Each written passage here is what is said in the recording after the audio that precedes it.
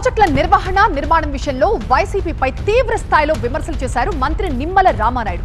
YCP ప్రభుత్వంలో అన్ని ప్రాజెక్టులు నిర్లక్ష్యానికి గురయ్యాయన్నారు.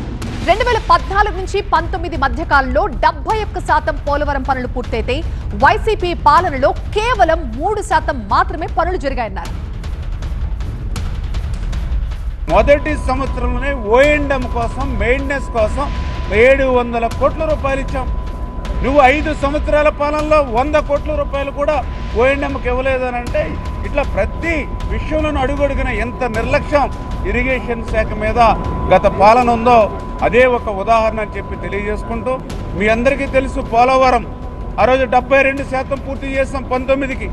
మరి తర్వాత వచ్చినటువంటి ప్రభుత్వం మరి 5 సంవత్సరాల పాలనలో కేవలం 2% మాత్రమే చేసి, మరి ఆ 2% అంటే కాగితాల మీద చూపిస్తున్నారు కానీ వాస్తవంగా చూస్తే 20-30% పోలవరం వెనక్కి వెళ్ళిపోయినటువంటి పరిస్థితి, పోలవరం విధ్వంసానికి గురైనటువంటి పరిస్థితి, డయాఫ్రమ్ వాళ్ళు ధ్వంసమైనటువంటి పరిస్థితి గత వైఎస్ఆర్సీపీ పాలనలో.